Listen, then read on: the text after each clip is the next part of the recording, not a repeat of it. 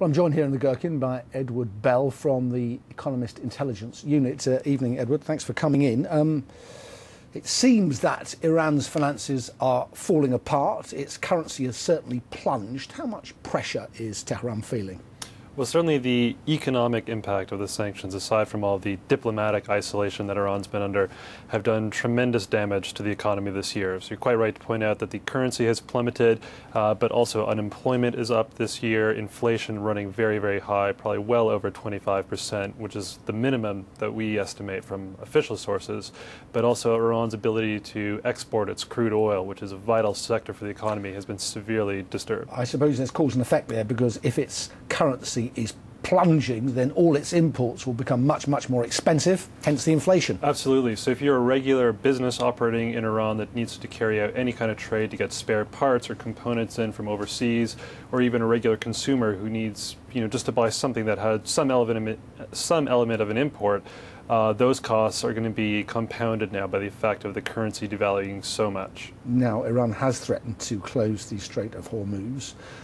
We saw there on the film the US fleet has beefed up its presence.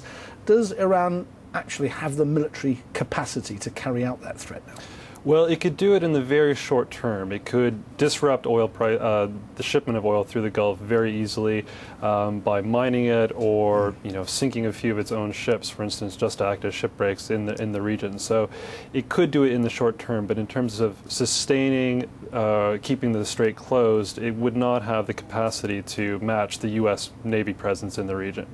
Given all this military and diplomatic brinkmanship, are you surprised by what's happened to the oil price? I mean, this year, basically, well, it stayed below $100 for most of the time, and it's been pretty stable.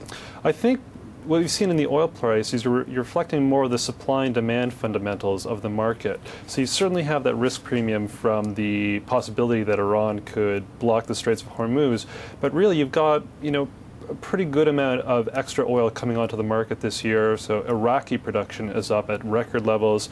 U.S. production is up very high as well. And also, as we've seen, in the Eurozone and the United States and China as well, demand still is dragging down. So on that side, I think the oil price is reflecting some more of the market fundamentals than necessarily adding in those risk premiums the whole time. Going back to those economic pressures on Iran, with its currency plunging, unemployment rising, inflation rampant, that's not sustainable, is it? Something's got to give. What will it be? That's it. Well, the idea behind, or I think what the United States and the Europeans would like, is that what breaks is Iran's defiance and its willingness to support its nuclear program, so that there would be some sort of concession that they provide, ceasing uranium enrichment up to 20% or allowing more inspectors in.